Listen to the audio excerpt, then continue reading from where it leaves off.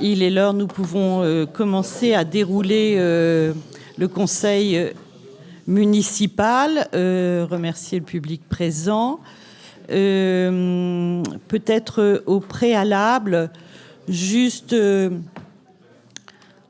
vous dire à quel point j'ai été bouleversée, mais comme beaucoup d'entre nous, pour ce qui s'est passé à Super U, et donner tout mon soutien, en tout cas, aux deux jeunes qui ont été agressés par des barbares. Voilà, je crois qu'on a tous été assez choqués de ce qui s'est passé. Bien sûr, ça n'arrive pas qu'ailleurs, ça arrive aussi à Burel. J'ai pu rencontrer le commissaire qui m'a indiqué qu'il y aurait, bien sûr, en dehors d'une enquête au plus haut niveau, des rondes supplémentaires. Voilà ce que je voulais vous dire, mais je sais que les parents du garçon habitent Burel, donc je voulais vraiment m'associer à ce qu'ils ont vécu et au drame que ça engendre. Voilà. Non, il y a eu d'autres... Voilà. Oui. Bon, voilà. En tout cas, je voulais commencer mon propos par ça. Peut-être vous indiquer aussi, avant de commencer le déroulement de ce conseil municipal, vous rappeler les réunions publiques qui vont avoir lieu dans les semaines à venir. Le mercredi 16 octobre 2024 à 18h30 à Burel Village, rendez-vous au Petit Livre d'Eau. Le lundi 4 novembre à 18h30 au Plateau des Provinces, au restaurant scolaire René Coty.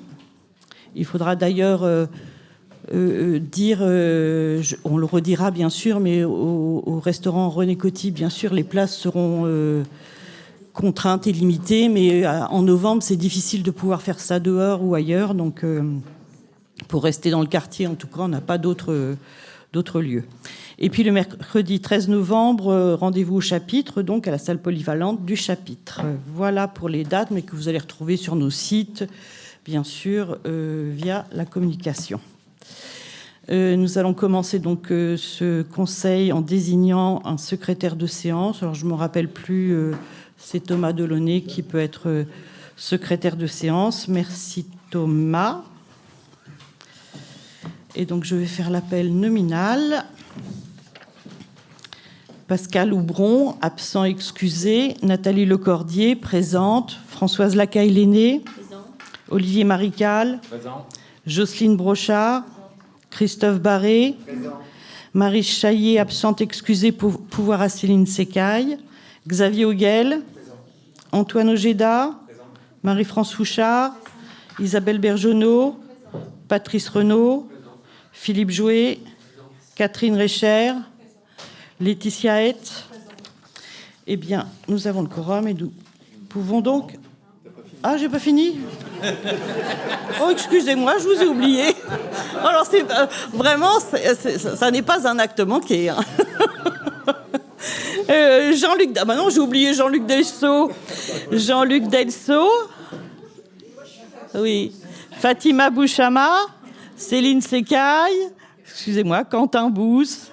Thomas Delaunay, Annick Bonneau,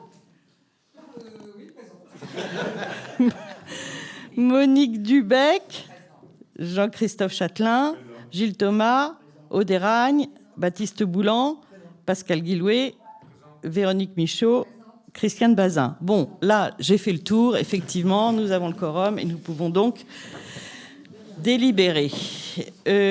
Concernant l'approbation du PV de la séance dernière, est-ce qu'il y a des éléments à partager avec nous, des réclamations particulières? Monsieur Thomas, allez-y. Oui, donc il y a une question que j'avais posée au moment où on parlait de l'empiètement de voirie. On a eu un débat un petit quart d'heure sur ce sujet-là qui était un petit peu confus parce qu'on a parfois parlé plusieurs personnes en même temps. Ce que je me propose, c'est de reposer la question pour qu'elle soit dans le PV de cette fois-ci, pour éviter de le rechanger, si vous voulez. D'autant qu'elle est toujours d'actualité. J'avais demandé, vous vous souvenez peut-être, si vous pensiez faire appel de la délibération qui avait été invalidée en décembre 22, la délibération de décembre 22.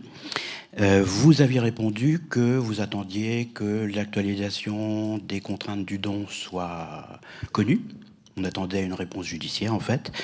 Et puis, il y avait les délais aussi pour faire appel. Donc, où en est-on? Ah, ça concerne le presbytère. Ouais. Non, ça n'a rien à voir avec l'empiètement. Si, parce que le presbytère, c'est ça? Oui, mais parce qu'il y avait une parcelle qui était vendue, et le presbytère, c'était aussi une... Donc c'est pour ça qu'on avait parlé de ce sujet-là à cette occasion, simplement. Vous vous rappelez que vous avez répondu que vous attendiez, en fait... En tout cas, là, on n'a pas le rendu... Quelle parcelle, monsieur Thomas? La parcelle du presbytère. Bah oui, on attend les... Alors, on attend toujours parce qu'elle a été reportée, la décision, c'est ça? Le don. On a quelques éléments, mais le rendu sera au mois de novembre, je crois. Ouais, le 21, c'est ça. Le 21 novembre. Bon, après, le délai pour faire appel... Le 21 novembre. Le délai va être passé, par contre, pour faire appel. C'est une autre délibération. C'est une autre délibération, il faudra faire une autre délibération. Alors, donc, vous pensez faire une autre délibération, c'est ça la question? Ouais. Ok, bah, d'accord. En fonction Oui. du résultat. Oui. D'accord. Ok, pas d'autres demandes particulières? Si, Monique Dubec. Nous avions demandé, lors du précédent conseil, que notre groupe soit représenté dans toutes les commissions. Et vous aviez effectivement validé à condition que ça passe dans un conseil municipal pour pouvoir modifier le nombre de personnes dans les commissions. Donc on n'a pas vu arriver cette délibération. Mais c'est fait. Comment?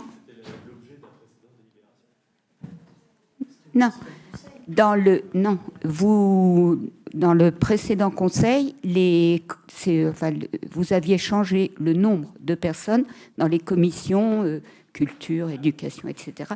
Et nous, on a demandé aussi dans les commissions, donc appel d'offres, accessibilité et CCAS.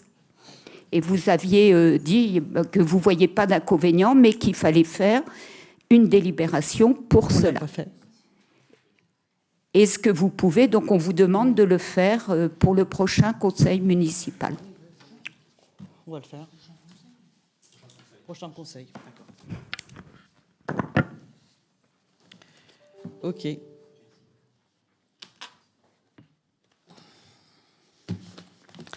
Avec ces informations complémentaires concernant vos demandes sur ce PV, est-ce qu'il y a d'autres prises de parole? Non. Je passe aux voix. Qui s'abstient? Qui est contre? Il est adopté. Merci beaucoup. On commence les délibérations. Et donc, la première délibération concerne le tableau des effectifs qui se fait ici 2 ou 3 fois dans l'année. Enfin, voilà. Cela concerne effectivement à la fois la création de grades pour pouvoir nous permettre de pouvoir embaucher des personnes au bon grade quand il n'existe pas, et puis de changer de grade pour des personnes qui peuvent passer à un grade supérieur à un moment donné dans leur carrière. Bon, c'est assez récurrent, enfin, il n'y a pas de sujet particulier, me semble-t-il, mais je vous laisse la parole, Jean-Christophe Châtelain. Oui, simplement une remarque que je la formule à chaque fois qu'on a ces tableaux d'effectifs. C'est-à-dire qu'il y a effectivement des changements de grade, des avancements d'échelons, etc. Mais il y a aussi des départs. Il y a aussi des départs des gens qui s'en vont. Et le turnover est relativement important. C'est souvent... il ne se passe pas à peu près 2 à 3 conseils municipaux sans que l'on ait ce turnover qui soit notifié.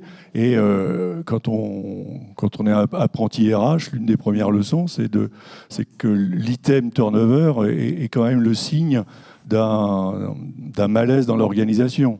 Que les choses vont pas si bien que ça. Alors, à chaque fois que je pose cette question, vous me répondez jeunesse, progression de carrière, proximité de Rouen, attractivité de la métropole, etc. Certes, mais toujours est-il que le turnover est quand même relativement important. Donc, ce serait bien que on puisse peut-être s'interroger collectivement sur ces questions, parce que même si les gens s'en vont, compte tenu des grilles indiciaires de la fonction publique territoriale, ils ne partent pas pour doubler leur salaire.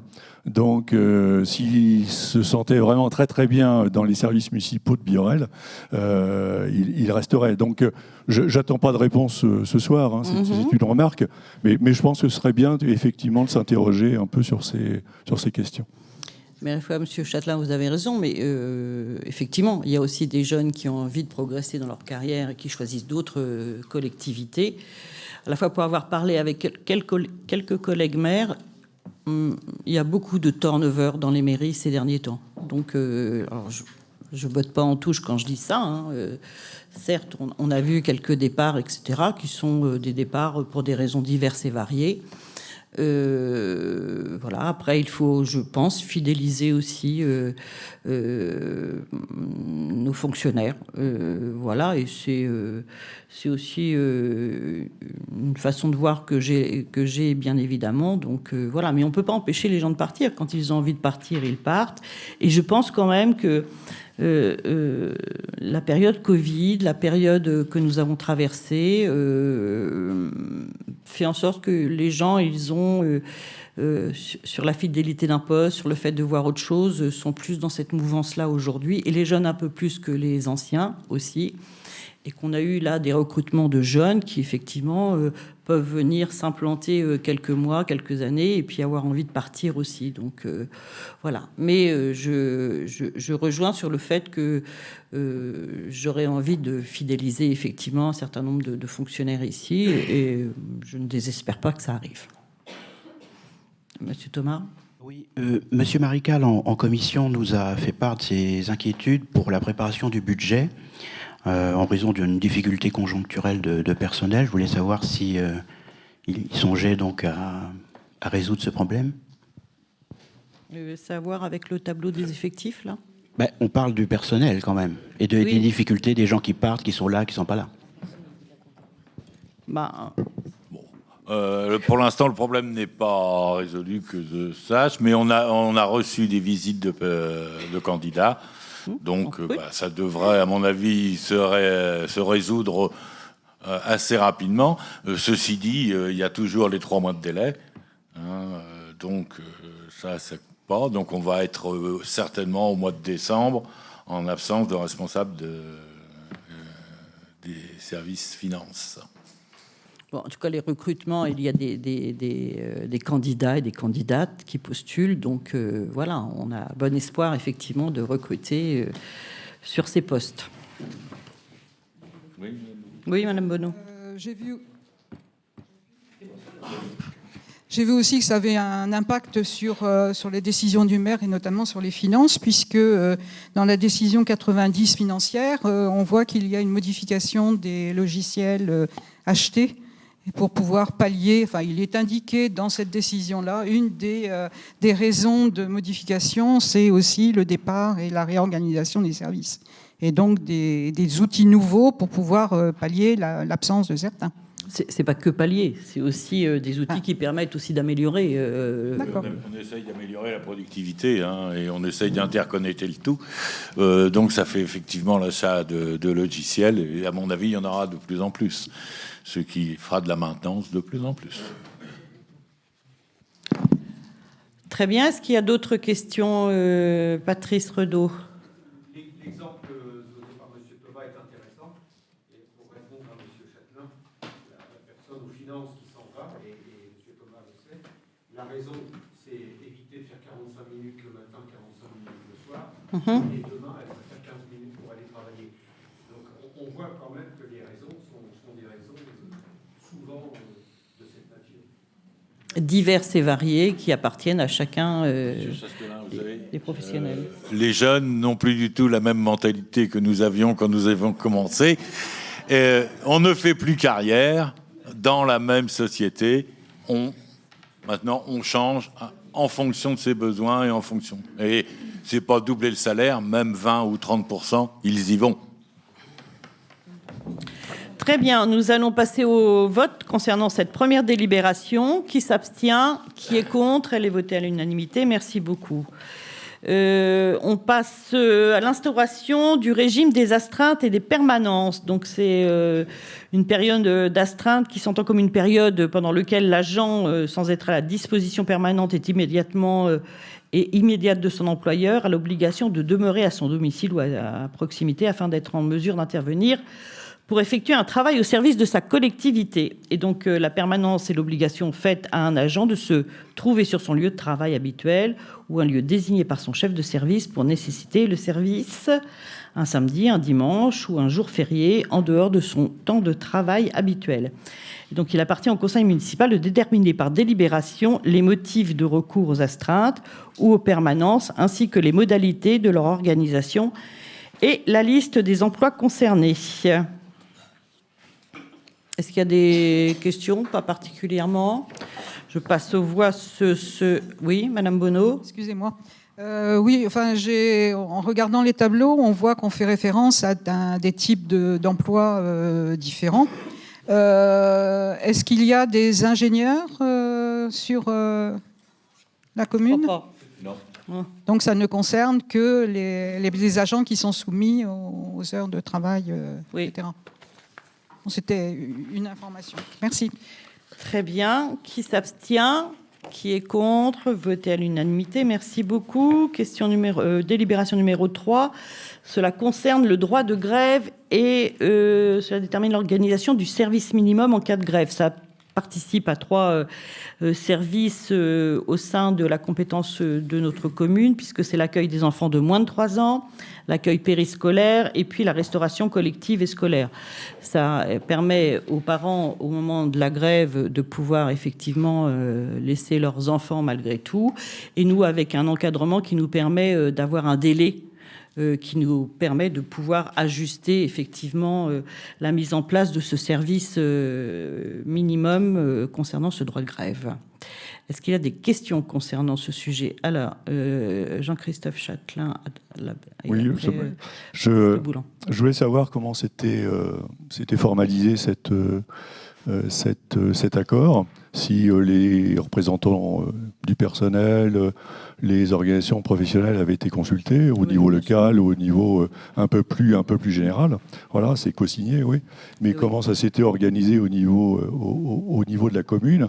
Et puis, simplement une remarque, c'est la Convention met l'accent effectivement sur les personnels qui sont dans le champ de l'éducation, donc qui sont assujettis à ce service et justement à cette procédure de devoir se déclarer gréviste. Il ne faudrait pas laisser planer le doute que c'est valable pour l'ensemble des personnels, puisque c'est justement l'inverse qui est réglementaire, c'est-à-dire de se déclarer non gréviste volontairement, en même temps en sachant que ça n'engage pas l'agent et que les choses peuvent s'organiser de cette manière-là. Donc il y a un arrêt, je crois, de la Cour de cassation de mémoire, ça date de 2009, qui le reprécise bien justement pour qu'il n'y ait pas d'ambiguïté. Ok, en tout cas, voilà, ça nous paraissait important de vous préciser en tout cas que ça concernait que 3 services concernant. Baptiste Boulin. Oui, donc effectivement, je poursuis ce qu'a évoqué Jean-Christophe, puisque donc on parle de 3 services qui sont vraiment très réglementés par la loi, puisque je rappelle que le droit de grève est un droit constitutionnel. Bien sûr. Et ce sont effectivement les services autour de la petite enfance et du scolaire, avec la restauration. Donc effectivement, cette loi vient contrer un droit constitutionnel. Donc nous, effectivement, ça nous interroge, mais c'est quelque chose aussi qui s'est fait en réaction à un certain excès de la part des syndicats, puisque, pour répondre ici à ta question, Jean-Christophe, il y a un préavis de grève nationale qui est déposé tous les jours de l'année par tous les syndicats. Donc effectivement, chaque agent peut se déclarer gréviste du jour au lendemain. En revanche, voilà, il y a des collectivités qui ont pu mettre en place des systèmes souples. Le vôtre l'est. Ce que je regrette, c'est l'aboutissement. L'aboutissement, je ne vais pas détailler, hein, vous avez tous le texte et du protocole d'accord avec les syndicats sous les yeux. Mais effectivement, il y a de la désignation à la fin. Et il y a le refus de la part de l'agent désigné de rejoindre le poste sur lequel il aura été affecté sera susceptible de faire l'objet d'une sanction disciplinaire. Voilà, d'un côté, on part d'un droit constitutionnel et on arrive à une sanction disciplinaire. Effectivement, pour du gardiennage, d'une grève, ça gêne toujours, c'est fait pour. Mais voilà, je trouve que du point de départ au point d'arrivée, on a oublié certaines choses. Donc notre groupe comprend ce qui est mis en place ici comme ailleurs. Oui, vous comprenez, pour les familles, mais s'abstiendra. Et puis pour le Voilà. service public. On s'abstiendra sur la sanction disciplinaire évoquée à la fin. Très bien, entendu. Bien, écoutez, s'il n'y a pas d'autres interventions, on va passer aux voix. Alors, qui s'abstient? Combien d'abstentions? 4. Qui est contre? Cette délibération est adoptée. Merci beaucoup. La délibération suivante concerne la suppléance que j'occupe. Donc, la suppléance du maire est réglée par le Code général des collectivités territoriales, qui précise qu'en cas d'absence ou de tout autre empêchement, il est provisoirement remplacé par un adjoint dans l'ordre des nominations. L'arrêté de délégation de signature aux adjoints du 10 octobre 2022 prévoit les subdélégations de signature en cas d'empêchement du maire, qui englobe l'ensemble du périmètre d'attribution du maire. En premier lieu, comme première adjointe, je bénéficie de la subdélégation de la totalité des attributions du maire. En second lieu, uniquement dans le cas où je serai également absente ou empêchée, M. Olivier Marical, troisième adjoint, bénéficie à son tour de la subdélégation. La délégation prévoit que le ou la suppléante du maire dispose des mêmes pouvoirs que ce dernier. Et donc, je vous propose d'acter la suppléance de M. le maire par moi-même durant la période de son empêchement. Est-ce qu'il y a des éléments? Oui. Aude Eragne. Oui, merci. Une question en ce qui concerne justement le Code général des collectivités territoriales que vous venez de citer, qui indique donc que le maire est provisoirement remplacé par un adjoint dans l'ordre des nominations. Et finalement, ce que vous nous présentez, c'est un remplacement par la première adjointe et à défaut par le troisième adjoint. Il nous semble donc que cela ne suit pas l'ordre de nomination des adjoints, et il nous aurait paru peut-être plus opportun de procéder à un vote plutôt que de prendre acte de cette délibération ainsi. C'est vraiment des décisions pour tourner en rond. Enfin bon, écoutez, excusez-moi, mais je vais laisser en l'état cette délibération. Je pense qu'on en a discuté et je pense que Olivier Marical, qui souhaite être le prochain sur la liste pour prendre la délégation, et parce que c'est plus pratique aussi, voilà, donc on a décidé que ce serait Olivier Marical. Je vois pas en quoi ça peut poser un souci fondamentalement. C'est juste un point de vigilance juridique. Hein. On a parlé que la commune de Biorel est de plus en plus devant les tribunaux. Ah oui, bien sûr. Parce que effectivement, l'ordre logique, même sans passer devant le conseil municipal, c'est maire, premier adjoint, deuxième adjoint, troisième adjoint. Et là, effectivement, on entend ce que vous dites. Mais c'est effectivement, faites-le-nous voter, on va voter pour. Hein. C'est juste pour. D'accord, ok. Bon si vous votez pour, c'est bien. Écoutez, on va vous demander de voter, de passer cette délibération. Concernant cette délibération, est-ce qu'il y a des voix contre? Des abstentions? Non. Bien, écoutez, c'est adopté. Merci beaucoup. Concernant la délibération numéro 5, c'est le remplacement d'un membre du conseil d'administration du syndicat intercommunal Bois-Guillaume-Biorel, le SI2B. Et donc cette délibération va consister à l'occasion de la démission de monsieur Pascal Houbron au comité syndical du SI2B, et compte tenu de sa démission en date du 30 août 2024 et acceptée par monsieur le préfet le 13 septembre, de son remplacement. Cette élection aura lieu au scrutin secret à la majorité absolue. Si après 2 tours de scrutin, aucun candidat n'a obtenu la majorité absolue, il est procédé à un 3e tour et puis un tour de scrutin, et l'élection a lieu à la majorité relative. Son candidat à cette élection, Nathalie Lecordier, Monique Dubec et Jean-Christophe Châtelain. Je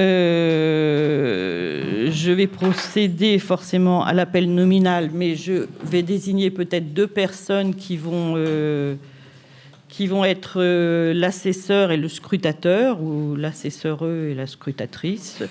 Je propose Aude Eragne et Jean-Luc Delceau pour être les scrutateurs et scrutatrices et assesseurs. Voilà. Merci. Oui, permettez-vous, Monique. Je voulais juste dire, dans la délibération précédente, le maire est remplacé dans la plénitude de ses fonctions par son adjointe, donc vous-même. Oui. Pourquoi donc faut-il que pour ce SI de B, c'est un syndicat? oui, mais comme vous le remplacez. Mais on ne peut pas, c'est un syndicat, c'est une autre élection. C'est une autre élection. Oui. C'est pas une commission, ça fait pas partie de la mairie, c'est un pas une syndicat qui est mais- en dehors de la municipalité et qui fonctionne en tant que tel. de nouveau au niveau du syndicat d'autres élections. Il va y avoir une élection au sein du syndicat, d'une présidence et voilà. Je procède à l'appel nominal et donc ah oui, alors il faut voter, bien sûr. J'ai 2 bulletins, moi. J'ai 2 bulletins. Ah non, j'ai pas. D'accord.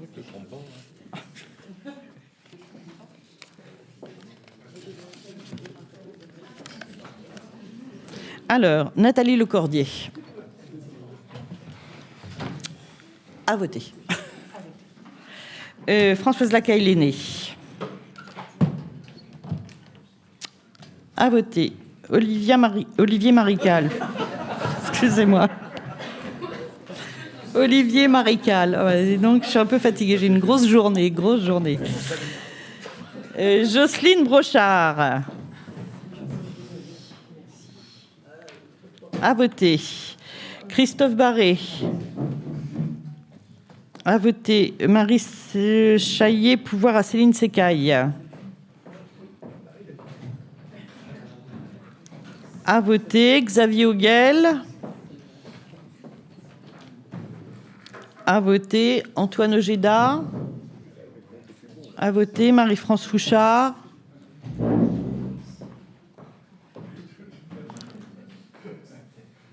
À voter. Isabelle Bergenot.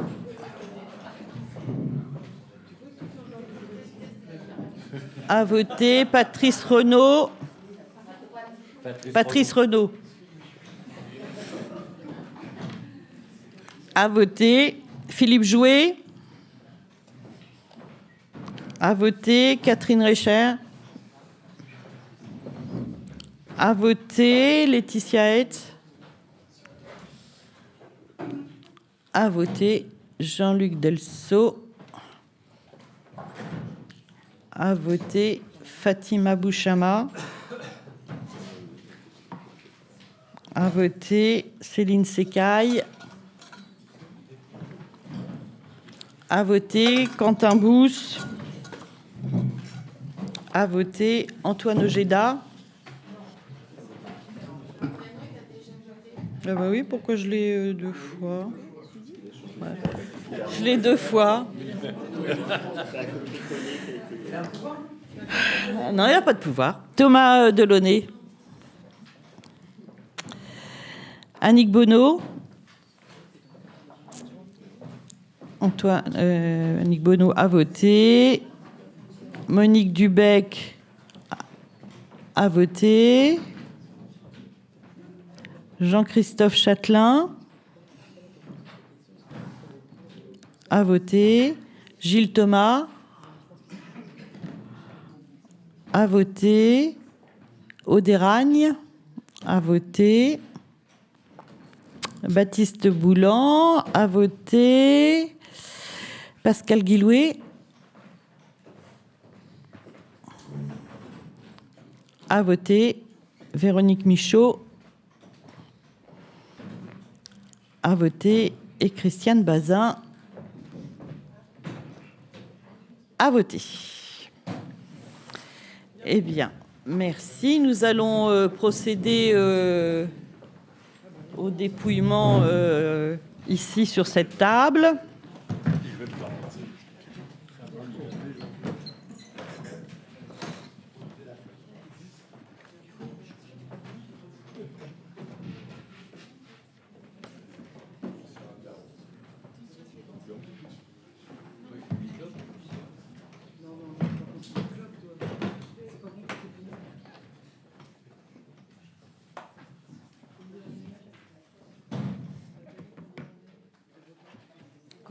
Combien on est de votants? Bah attends, je vais te le dire, je vais compter.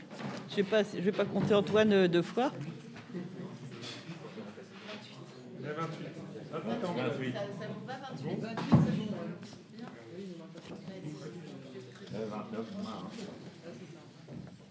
J'ai pas de stylo, moi.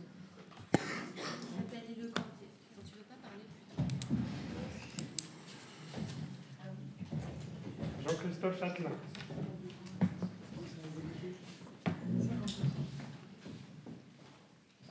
Nathalie Lecordier. Nathalie Lecordier. Monique Dubet. Monique Dubet.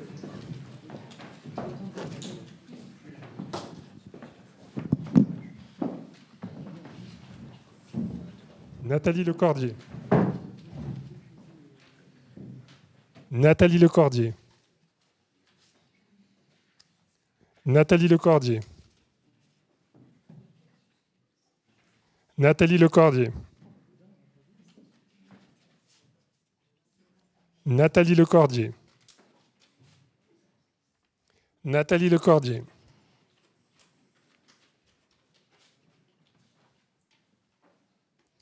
Jean-Christophe Châtelain. Nathalie Lecordier. Nathalie Lecordier. Nathalie Lecordier. Nathalie Lecordier. Nathalie Lecordier. Nathalie Lecordier.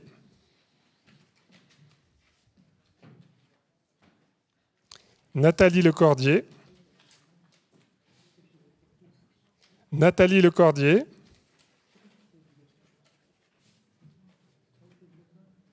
Nathalie Lecordier.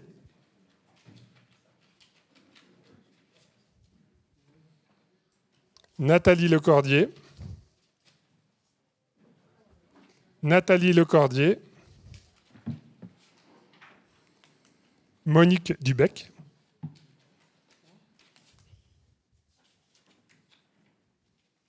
Nathalie Lecordier. Enveloppe vide. Monique Dubec.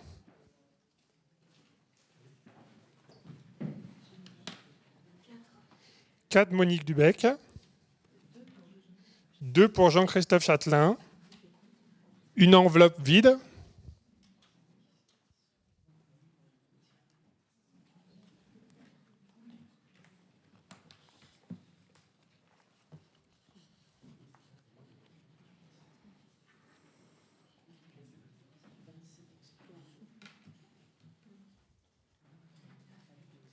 « 21 Nathalie Lecordier. »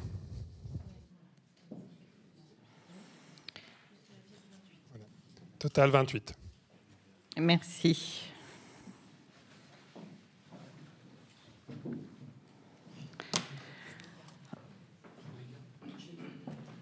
Alors on garde les bulletins et les enveloppes. On donne donc les résultats. Total 28, exprimé 27. 21 pour Nathalie Lecordier, 2 pour Jean-Christophe Châtelain et 4 pour Monique Dubet. Une enveloppe vide. Voilà. Et donc, merci pour ces élections. Merci d'avoir acté ma candidature.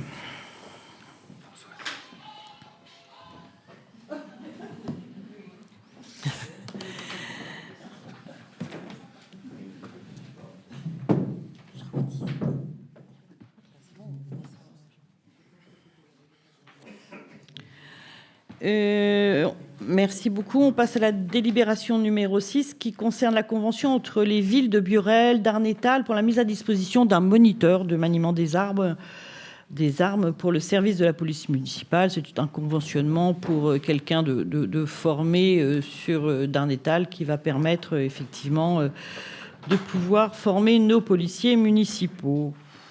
Est-ce qu'il y a des demandes de parole? Non. Qui s'abstient? Qui est contre? Voté à l'unanimité. Merci beaucoup. On passe à la délibération numéro 7 et ça concerne une commande publique et un groupement de commandes pour l'achat de carburant. C'est une convention et une autorisation de signature. Je passe la parole à Jocelyne Brochard. Merci Nathalie. Alors, pour obtenir des prix intéressants, réaliser des économies d'échelle et ainsi optimiser les achats, je vous propose que notre commune s'associe à un groupement de commandes initié par la ville de Rouen pour la fourniture de carburants et accessoires.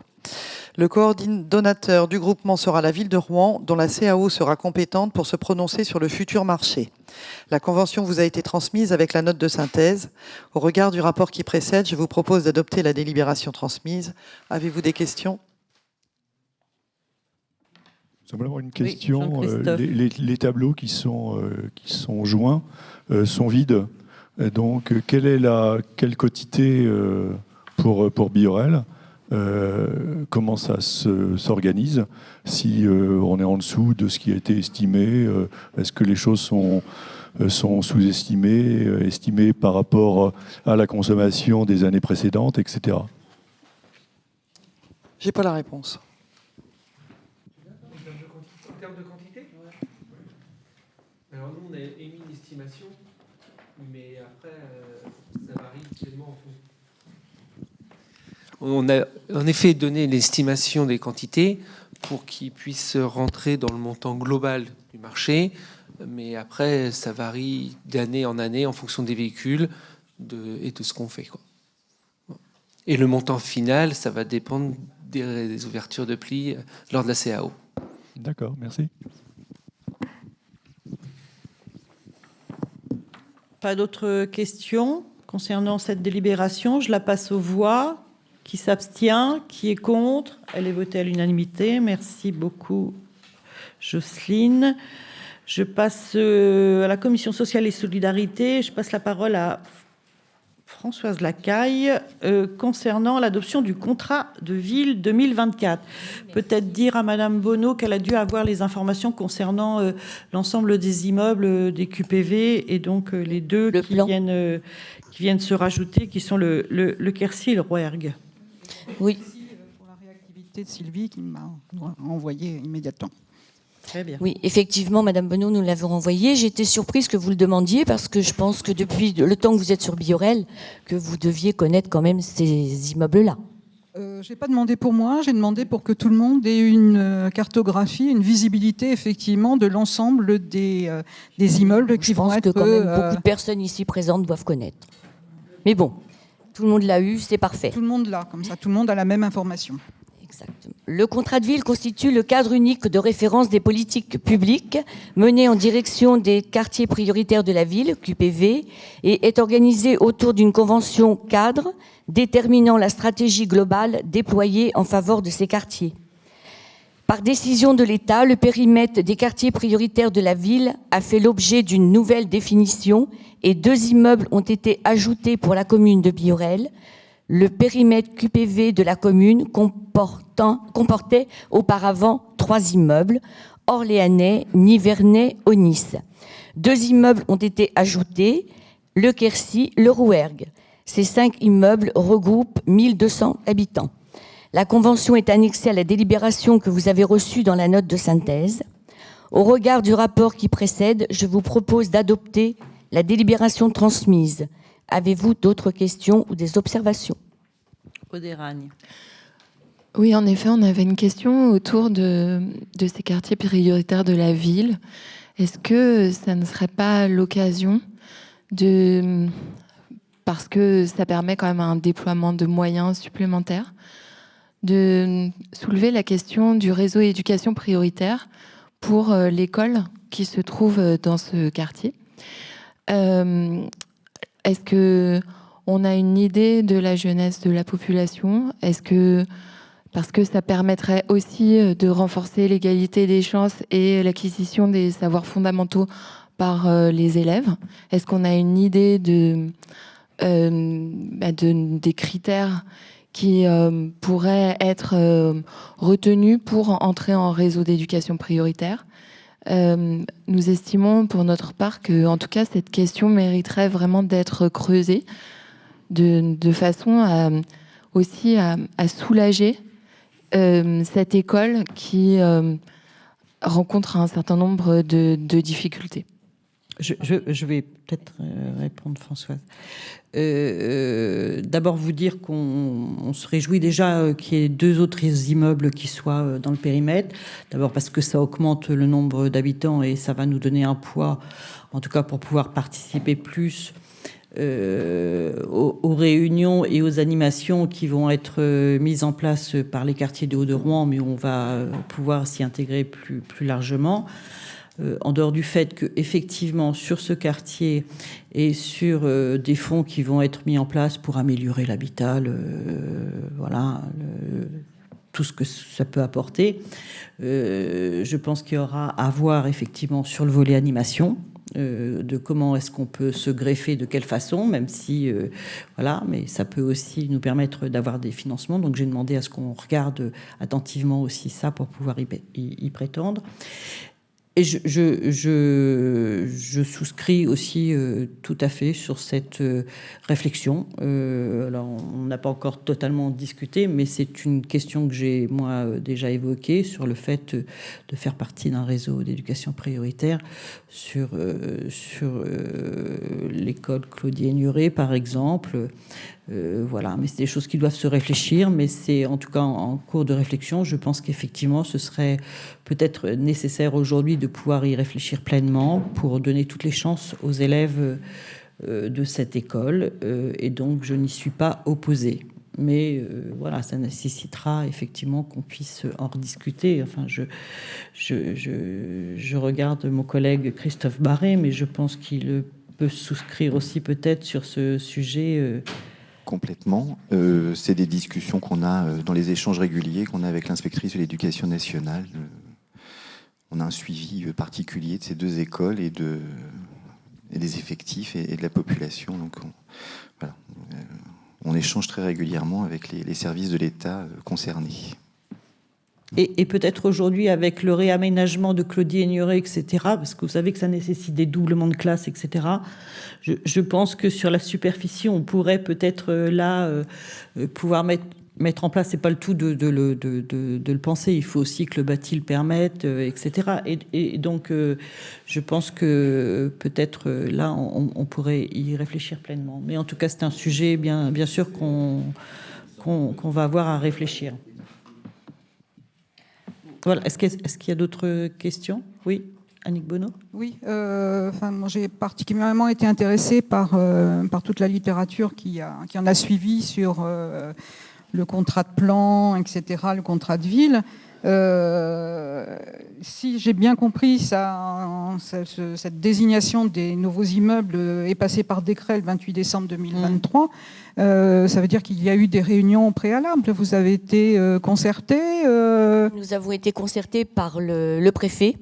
Et nous nous sommes rendus à la préfecture, oui. C'était une proposition qui a été faite et nous avons insisté. Parce que dans le cadre de la commission Solidarité Logement. Tout à fait.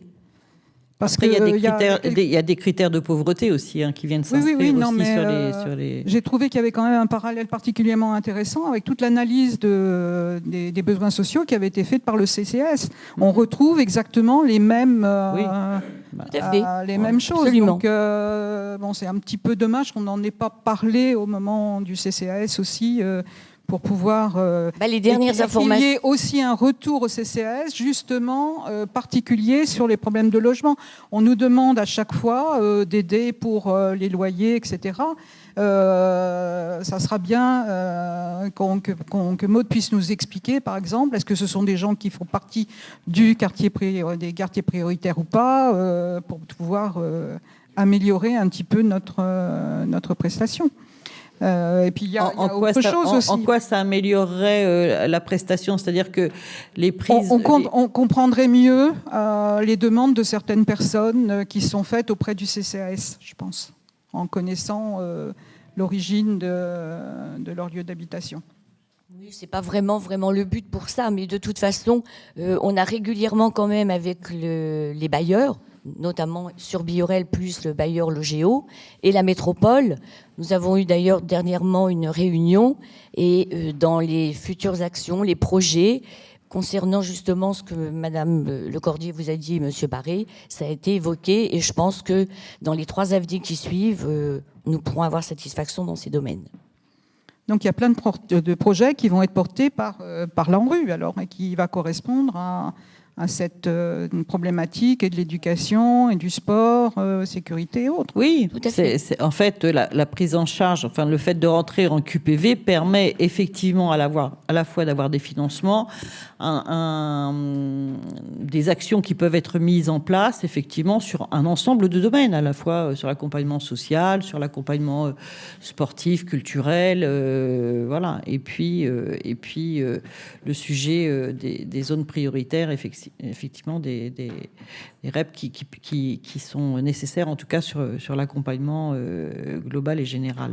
Et qui sera dans la commune chargé du suivi et de l'orientation de cette politique et de l'évaluation des actions? L'adjointe. Moi, je fais partie des réunions à la métropole notamment, et puis Maude, et puis également Romane, ici présente.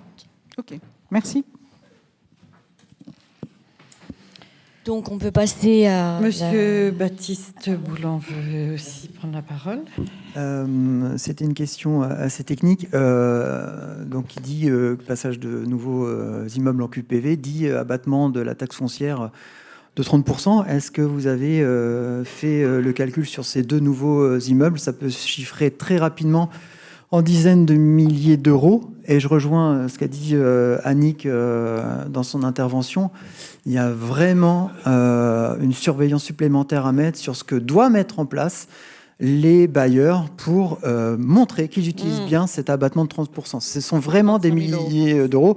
On a des gens dehors qui sont en train de manifester par rapport à la taxe foncière sur le bâti. Il faut que vous soyez extrêmement vigilants à ça. Est-ce qu'il y a eu une simulation? C'était ma première question. Et la deuxième, on a cette déperdition financière, mais cette manne qui va peut-être arriver par d'autres biais des subventionnements. Là aussi, j'attire l'attention de la municipalité sur le fait qu'on a un abattement de 30%, donc on va perdre de la fiscalité. Et pour aller rechercher cette fiscalité, il va falloir que les services montent des dossiers pas possibles, des appels à projets. Donc voilà, c'est quand même quelque chose d'assez compliqué. Mais ça peut profiter à des commerces de pieds d'immeubles et d'autres activités médicales, notamment dans les bâtiments en eux-mêmes. Donc c'est quelque chose qui pourrait s'avérer positif si on a le coup d'œil sur les comptes. Ces 2 passages d'immeubles en QPV, voilà, c'est quand même un indicateur de paupérisation de cette population. Je reviens sur ce que j'ai dit, cette attention qu'on doit avoir sur une population parfois qu'on peut qualifier d'invisible ou semi-invisible, une population qui peut-être était dans un certain confort matériel avant certains événements. On ne va pas parler de la crise énergétique ou la crise Covid, mais il faut l'avoir en tête. On peut très vite tomber dans des difficultés financières dans certains foyers. Je rappelle la diminution quand même de la subvention CCS, qui était de 70 000 euros en 2022, qui était aussi de 75 000 euros en 2021, et on est passé en 2023 et 2024 à 60 000 euros. Donc voilà, c'est le signal, vous l'avez, par le biais du contrat de ville, à vous de vous en saisir, notamment via les actions du CCS. Alors, je reviens sur la première question, Monsieur Boulan. Le montant est de 35 000 euros pour l'ensemble des immeubles qui ont été cités, les 5. Voilà, et puis bien sûr, enfin... Qui est le bailleur social? Le Géo. L'Ogéocène. C'est le Géo. Moi, je reviens sur la subvention CCAS. 75 000, c'était la crise du Covid, Monsieur Boulan, et on avait essayé de devancer les appels que nous pourrions avoir. D'autre part, il a toujours été dit au CCAS que si les 60 000 ne suffisaient pas, nous viendrions combler. Donc, c'est vrai, mais pour l'instant, le CCAS, je n'ai jamais eu de demande. Donc, ça veut dire que les 60 000 suffisent. C'est pas la peine d'en mettre ailleurs, de stocker, de thésauriser bêtement. Je vous le dis. On est d'accord sur le fonds américain. Mais financièrement, je parle. Moi, ce que je vous dis depuis plusieurs réunions, c'est d'aller mettre en place les moyens humains pour aller chercher les gens qui sont des invisibles ou qui ne réclament pas de l'aide, parce qu'on peut ne pas vouloir réclamer de l'aide pour diverses raisons. C'était plutôt ça, d'aller les chercher et que vous puissiez vous réjouir que l'ensemble de l'enveloppe soit consommée pour les gens qui en ont besoin, sans la réduire d'année en année. Ce qu'il faut savoir aussi, c'est qu'actuellement, le bailleur social, justement logé au Seine, fait des réunions avec ses locataires et leur demande quels sont les besoins. Donc ça a déjà été évoqué, et notamment, comme vous dites, par exemple, pour leur loyer, et là, ils se rapprochent du CCAS. Bon, à la fois, effectivement, enfin, je reviens sur les systèmes mis en place, mais il y a des commissions Logéo qui nous permettent de voir effectivement les difficultés qu'on peut avoir sur les loyers. Donc, même si à un moment donné, ces personnes-là ne viennent pas, on a les informations avec ces commissions, on les appelle, on prend contact avec eux et on voit quelles sont les difficultés. C'est un biais. Je dis pas qu'on a tous les biais, voilà, il y a des invisibles qui restent sûrement invisibles à Biorel, et j'en conviens. Et voilà, mais on a aussi les familles qui viennent dans le cadre du sport, etc. Donc, ils ont aussi les coachs sportifs pour dire à un moment donné si ça va pas. Enfin, il y a plusieurs entrées, en tout cas, qui permettent aux familles de pouvoir à un moment donné dire à un interlocuteur ben, moi, je suis en difficulté parce qu'il y a de la confiance, parce que voilà. Et je pense qu'en tout cas, l'ensemble des associations de Biorel, sociales, sportives, culturelles, qui à un moment donné peuvent rencontrer une famille qui est en difficulté, viendrait nous en dire quelques mots au service social ou au CCAS. En tout cas, on les invite à le faire si jamais ils ne le faisaient pas. Est-ce qu'il y a d'autres questions? Pas particulièrement. Eh bien, écoutez... Je vais juste rajouter que mon intervention, c'était pour souligner justement la liaison qu'il doit y avoir entre la commission logement et le CCAS. C'est quelque chose qui est important. On pourra en reparler tout à l'heure avec le FSL. C'est Maud qui gère aussi le FSL. Et, j'ai regardé les commissions. En fin de compte, il y a 5 membres de la commission Solidarité Logement qui sont en même temps sur le au FSL, CCAS. si vous voulez, Annick. Vous allez reprendre la parole pour le FSL. La liaison est importante entre les deux. Ok, très bien. Et donc, concernant cette délibération numéro 8, l'adoption du contrat de ville 2024, qui s'abstient, qui est contre, elle est adoptée à l'unanimité. Merci beaucoup. Et donc, on passe au FSL, Fonds Solidarité de Logement, et l'autorisation de signature de la convention de contribution financière avec le Conseil départemental de Seine-Maritime pour les années 2024, 2025 et 2026. Alors effectivement, le département de la Seine-Maritime a adopté les nouveaux règlements intérieurs du Fonds de solidarité logement et du Fonds départemental de garantie et de caution des loyers en faveur des personnes en difficulté. Ces dispositifs proposent des aides financières sous forme de prêts et de subventions versées directement aux créanciers et permettent aux ménages d'accéder à un logement ou de s'y maintenir en résorbant des dettes de loyer, de fourniture d'eau, d'énergie, de téléphonie et Internet ou de charges de copropriété. Le FSL finance également des actions d'accompagnement social liées au logement afin de prévenir les expulsions et de lutter contre l'habitat dégradé. Durant ces 3 dernières années, la ville de Biorel a apporté sa contribution basée sur un taux inchangé de 0,76 € par habitant. Les dossiers présentés pour cette période triennale au département par les assistantes sociales de secteur et la ville sur le dispositif FSL indiquaient 23 dossiers pour l'accession au logement, premier mois de loyer, dépôt de garantie, 32 dossiers pour le maintien au logement impayé de loyer, caution, eau, chauffage, électricité, gaz, 13 dossiers pour l'accompagnement social lié au logement à SLL. Il vous est proposé de renouveler en 2024 le dispositif pour 2025 et 2026 avec un taux identique 0,76 € par habitant, 8 363 habitants au 1er janvier 2024, soit un montant total de 6 355,88 €.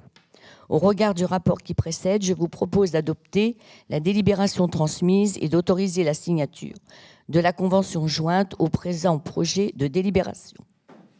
Est-ce qu'il y a des questions concernant ce FSL? Madame Bonneau, peut-être? Je confirme qu'effectivement, c'est une information que vous devriez nous donner la prochaine fois au CCAS pour qu'on s'aperçoive effectivement que la commune aussi, en dehors du CCAS, aide à l'obtention de subventions de la part du département et que ça fait partie aussi de notre action sociale, entre guillemets.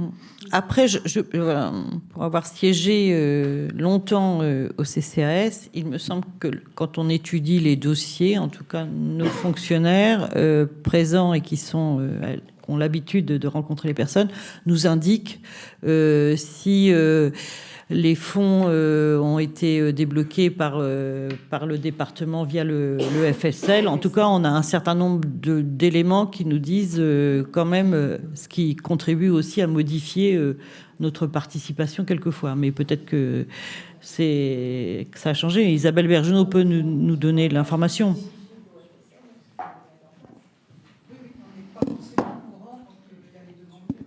Généralement, quand on fait les dossiers avec Isabelle, le CCAS, Oui, en général, soit nous, mais aussi les assistantes sociales. Elles fonctionnent. Bon, après, là, c'est une convention. Les personnes sont éligibles. Oui, c'est une convention qui nous permet d'être à la fois partenaire du département pour être dans cette solidarité-là. Hein. Donc, effectivement, quelquefois, on peut donner plus que ce qu'on va percevoir pour nos habitants. Et d'ailleurs, il y a encore beaucoup de communes qui ne sont pas adhérentes à ce FSL au sein de notre département, ce qui est mais c'est un autre sujet.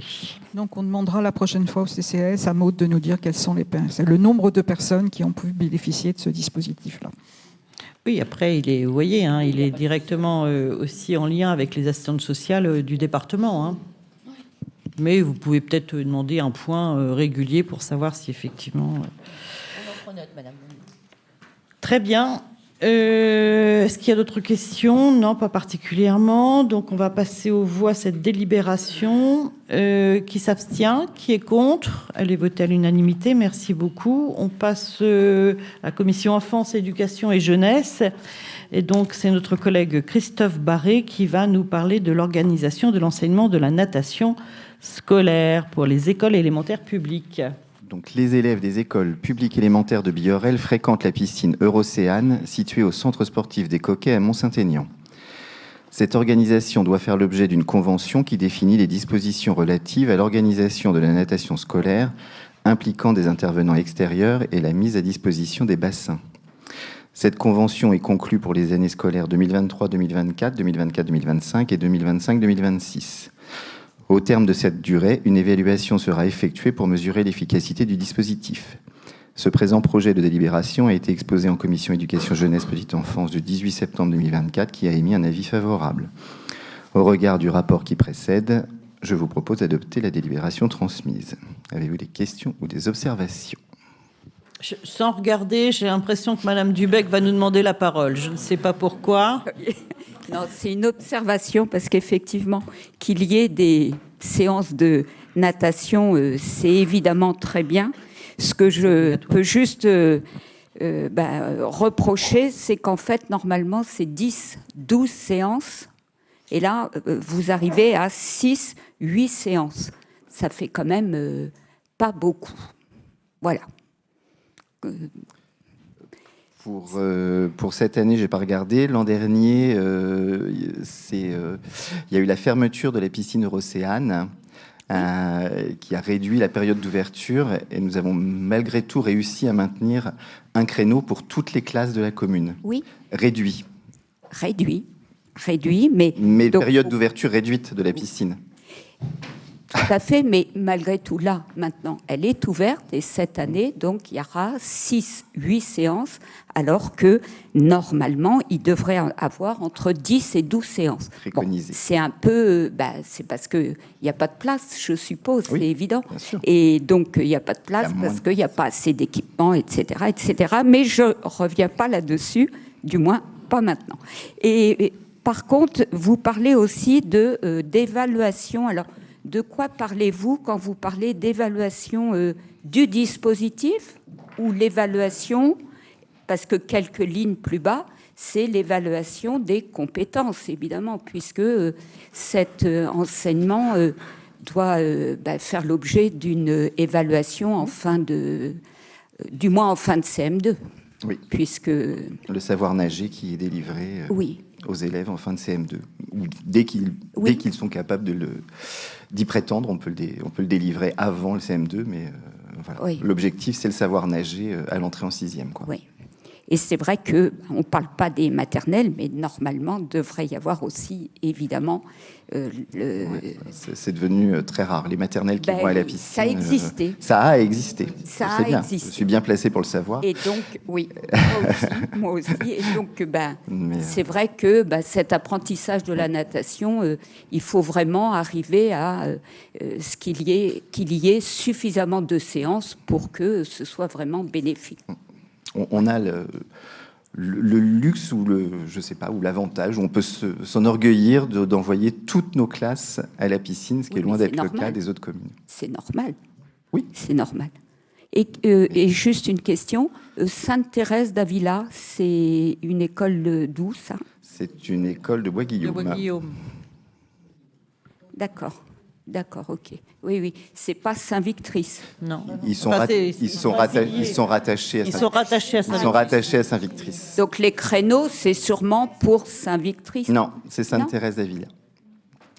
Saint-Victrice ne va pas à la piscine. Les enfants de Saint-Victrice ne vont pas à la piscine. Ah bon? Oui. Bon, comme quoi, on est bien dans le public. Absolument. Voilà.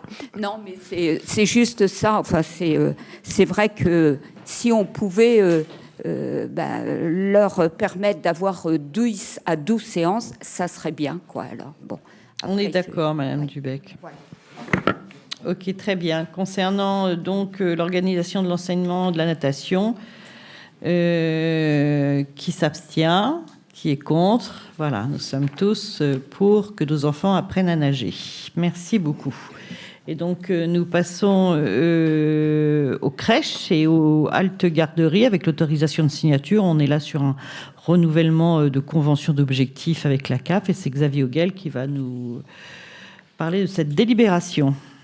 Les caisses d'allocation familiale poursuivent une ambition volontariste en faveur de l'accès réel de tous les enfants au mode d'accueil dans un double objectif de conciliation vie familiale, vie professionnelle et d'investissement social. Dans ce cadre, les établissements d'accueil du jeune enfant peuvent prétendre à différentes subventions. La prestation de services uniques, les bonus inclusifs handicap, mixité sociale. La convention prévoyant le versement de cette prestation pour la ville de Biorel est arrivée à échéance le 31 décembre 2023 et doit donc être renouvelée. Le présent projet de délibération a été exposé devant la commission éducation, jeunesse, petite enfance du 18 septembre 2024 qui a émis un avis favorable. Au regard du rapport qui précède, je vous propose d'adopter la délibération transmise. Est-ce qu'il y a des questions sur ce renouvellement de convention? Non, pas particulièrement. Nous passons donc aux voix. Qui s'abstient? Qui est contre? Voté à l'unanimité. Merci beaucoup. On passe sur la même convention, mais là sur le périscolaire. Et donc, je repasse la parole à Xavier Auguel. Dans le cadre de leur politique en direction du temps libre des enfants et des jeunes, les CAF soutiennent le développement et le fonctionnement des accueils de loisirs sans hébergement. Ce soutien est organisé par convention conclue entre la ville de Biorel et la CAF. Les deux conventions signées entre la ville de Biorel et la CAF pour la période 2021-2023 doivent être renouvelées à partir du 1er janvier 2024 pour la période 2024-2026. L'une portant sur les prestations de services, accueil de loisirs pour les accueils périscolaires, l'autre portant sur la prestation de services, accueil de loisirs pour les accueils extrascolaires. Le présent projet de délibération a été exposé devant la commission éducation, jeunesse, petite enfance du 18 septembre 2024, qui a émis un avis favorable. Au regard du rapport qui précède, je vous propose d'adopter la délibération transmise. Bon, j'imagine pas de questions non plus. C'est le même type de renouvellement de convention. Donc, qui s'abstient, qui est contre, voté à l'unanimité. Merci beaucoup. Je reprends la parole concernant une délibération pour laquelle c'est soit une prise d'acte, mais à la fois il y a un vote quand même, on me dit. Donc, ok, très bien. Et ça concerne la présentation du rapport d'activité de la société publique locale Rouen-Normandie Stationnement, et c'est les enlèvements de voitures. Voilà. Donc, bon. C'est la Fourrière. Qui s'abstient, qui est contre, voté à l'unanimité. Merci beaucoup. On passe... Oui, juste une information. Est-ce qu'on peut savoir combien de voitures sont allées à la Fourrière dans l'année? Ah, c'est marrant. Madame Bonneau, vous savez quoi? J'ai regardé cette convention et je me suis dit, je sens que Madame Bonneau va nous demander combien de véhicules est emporté par la Fourrière. Et donc, j'ai pas eu les éléments. On n'a pas les éléments, mais on pourra regarder si vous voulez. Non, mais on a des souvenirs de voitures qui ont brûlé dans la rue, donc ça laisse quand même des traces. Oui, oui. Mais j'ai pas l'impression qu'il y en ait beaucoup. Le quartier des Canadiens qui est en train d'être démoli a servi aussi pas mal de fois à des bases de trafic un peu bizarres. Donc dès qu'on voit des fumées, on est un petit peu inquiet. Merci. On l'a voté, hein, c'est bon. Je passe au domaine des patrimoines et donc je repasse la parole à Jocelyne Brochard. Brochard, ça concerne une convention de servitude Enedis et l'autorisation de signature. Effectivement. Enedis a présenté une demande de servitude pour permettre le raccordement de la parcelle AI 0094 destinée à recevoir un raccordement électrique situé rue de Verdun sur la parcelle jouxtant la Grange, propriété de la ville de Billorel. L'objectif est de raccorder le cabinet médical existant sur le réseau Enedis afin de la déconnecter du compteur appartenant à la ville. Vous avez reçu le projet de convention qui est prévu pour la durée des ouvrages. Le présent projet de délibération a été exposé devant la commission patrimoine communal espace vert du 10 septembre 2024. Au regard du rapport qui précède, je vous propose d'adopter la délibération transmise. Avez-vous des questions? Pas de questions particulières. Qui s'abstient? Qui est contre? Voilà, c'est voté à l'unanimité. Merci. On passe à la délibération numéro 15. Ça concerne une convention pour l'installation d'un relais de radiotéléphonie sur un terrain communal. Jocelyne Brochard. Alors, l'opérateur SFR exploite des réseaux de télécommunications sur le territoire français. Dans ce cadre, SFR souhaite procéder à l'installation de dispositifs d'antennes et d'équipements techniques reliés à des réseaux de télécommunications. La collectivité met à disposition aux preneurs un emplacement d'une surface de 31 mètres carrés environ sur l'hippodrome des Trois-Pipes. L'ensemble des modalités est prévu au sein de la convention s'y annexée qu'il vous est proposé d'adopter. Au regard du rapport qui précède, je vous propose d'adopter la délibération transmise. Avez-vous des questions? Jean-Christophe Châtelain et après Gilles Thomas. Oui, donc on nous dit qu'une antenne ne provoque pas de problème de santé publique. Bon, certes, mais il y a quand même un débat d'experts autour de ces questions. Il y a quand même une suspicion d'influence de ces antennes sur la santé publique. Et au fur et à mesure que l'on adopte des délibérations au conseil municipal, c'est plus une antenne, mais c'est une, plus une, plus une, plus une. Et donc, ça serait peut-être intéressant de voir quelle est un peu l'implantation et l'ampleur des implantations d'antennes. Alors, on peut l'avoir facilement pour les antennes publiques. Par contre, quand on déambule un petit peu le nez en l'air, on s'aperçoit aussi que sur le domaine privé, il y a un nombre important d'antennes. Donc, ça serait peut-être intéressant d'avoir une idée un petit peu générale de cette implantation. Pour en faire quoi? Du coup, après une étude qui nous permettrait de faire venir des spécialistes pour savoir si c'est ça l'objet? Oui, tout à fait. Mais on a aussi fait des études pour vérifier si on n'était pas au-delà des normes, puisque, comme vous le dites, il y a des experts qui s'en occupent et il y a des normes pour les émissions, et on est nettement en dessous des normes autorisées. Privé, public?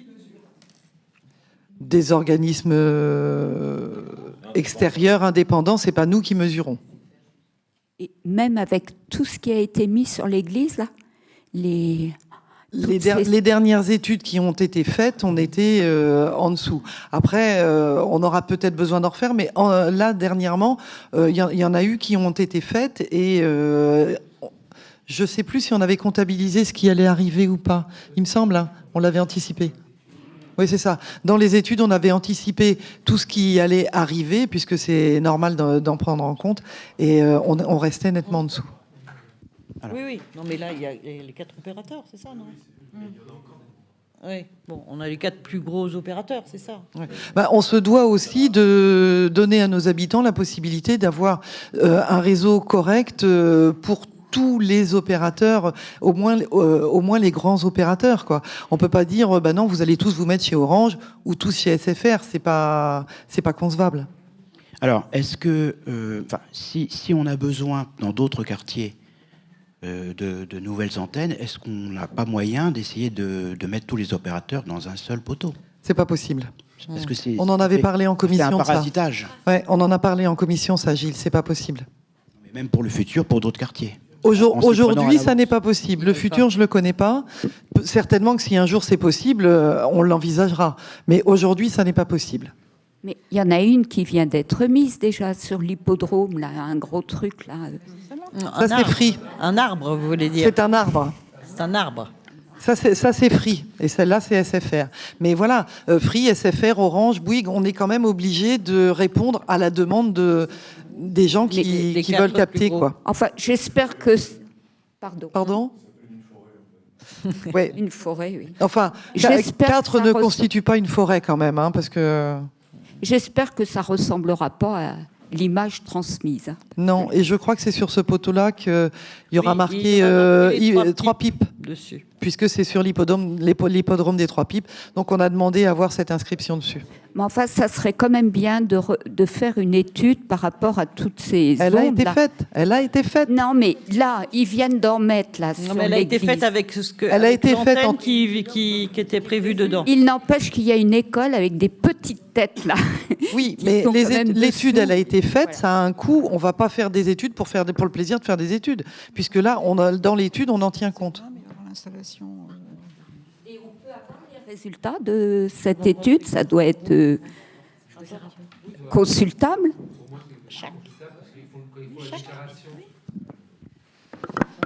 Avant de faire l'installation des antennes, il y a une déclaration qui est faite et qui est déposée en préfecture et ils prennent en compte l'ensemble des antennes déjà présentes sur les sites et environnantes pour justement se couvrir eux, parce qu'ils ne peuvent pas faire de désordre. Ça serait bien d'avoir connaissance de ces études qui sont faites.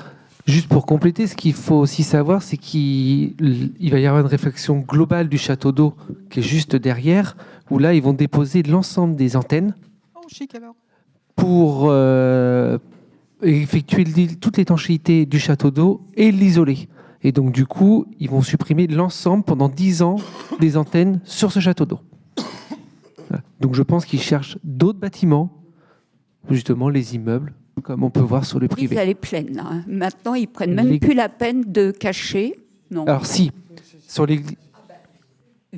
Côté place, mais de l'autre côté, non. De l'autre côté, quand on vient de l'autre côté, on voit les installations qui sont mises sur le clocher, là. Enfin, le clocher. Donc là, il reste encore sur l'église, pour compléter, il reste sur l'église la fin de l'installation des SFR. Free a été fini. Bouygues renouvelle ses antennes pour répondre à les nouvelles normes. Ils renouvellent leurs antennes et on a fait tous les opérateurs. Et Orange a renouvelé aussi ses antennes pour améliorer leur réseau. Alors, des antennes, c'est bien, mais les installations qui sont faites après pour relier les particuliers, ça nécessite quand même d'être revu. L'installation de la fibre, c'est une catastrophe. Ah bah je peux vous dire que j'en sais quelque chose. Ça fait 4 ans que je l'attends, mais ça y est, je viens de l'avoir. Donc ne désespérez pas, les Biorelais qui l'ont pas encore, ça va venir. Toutes les boîtes sont ouvertes dans notre quartier. Comment veux-tu qu'effectivement ça fonctionne correctement ? Et il y a des interférences. Moi, dans la maison, ma voisine a installé, dans ma maison, il y a une pièce dans laquelle je ne peux plus rien recevoir. c'est n'importe quoi. Oui, mais ça, c'est le problème des opérateurs et malheureusement, Oui, nous, non, on peut rien mais y vos faire. opérateurs, vous les autorisez à mettre des antennes. Soyez un petit peu exigeants après sur le service aux particuliers qui suit. Quoi, après, sur la fibre, c'est un autre sujet. Ça dépend aussi plutôt du département. C'est toujours les mêmes opérateurs quand même. Hein. Très bien, Avec ok.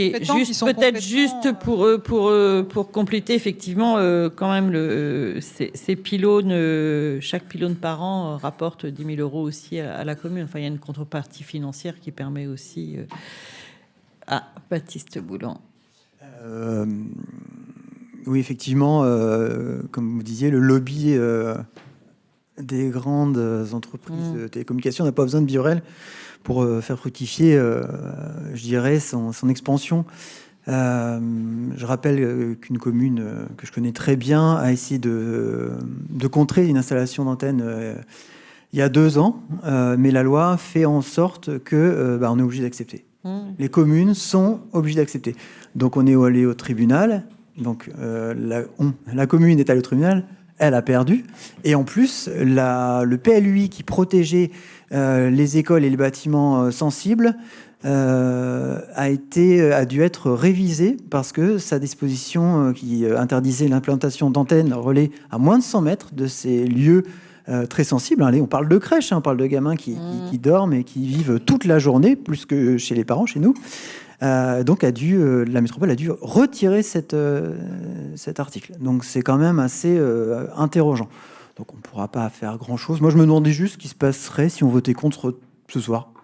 Je regarde tous. Ce serait peut-être un signal qu'on pourrait envoyer. Bien sûr, ils sortiraient les dents, ils iraient voir à côté du privé. Je vais juste vous dire ça aujourd'hui. Ce serait peut-être... et si on testait de voter contre ce soir? Voilà, je vais vous laisser répondre.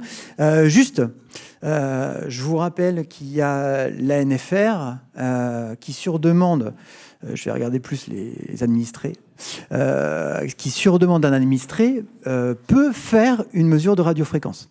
Donc ça, tout à chacun peut demander, vous regardez sur l'ANFR, l'Agence nationale des fréquences, ou sur servicepublic.fr, vous pouvez demander. Il y a des garde-fous, et un des garde-fous, c'est la mairie. Moi, ce que j'aimerais ce soir, c'est qu'on puisse s'engager, parce qu'il y a des gens qui vont s'inquiéter, que vous puissiez vous engager à accepter toutes les demandes de mesures radiofréquences qui vous seront présentées, puisque il faut, quand il y a une demande individuelle, que la mairie valide pour qu'après, il y ait une étude sur un cas individuel, sur une maison individuelle. C'est juste le fait de valider la demande. Enfin, je veux dire, c'est pas... Ah oui, ça...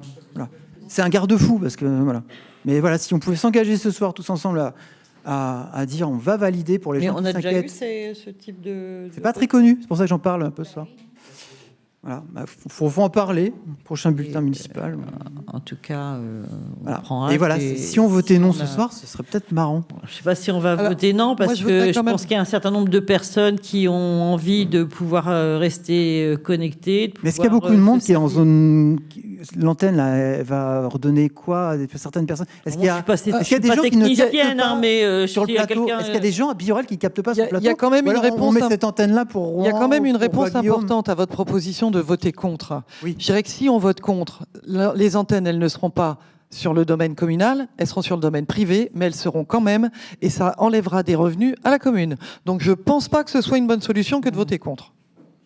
Ça peut être un marqueur d'une désapprobation politique. Après, oui, non, mais on a les moyens de sa politique. Hein. Voilà. Combien il y a de personnes qui vous ont demandé l'implantation de cette antenne parce qu'elles ne captaient pas? Est-ce que c'est des habitants de Biorel ou c'est des habitants de Rouen, Bois-Guillaume Moi, je n'ai pas cette information, mais je pense que...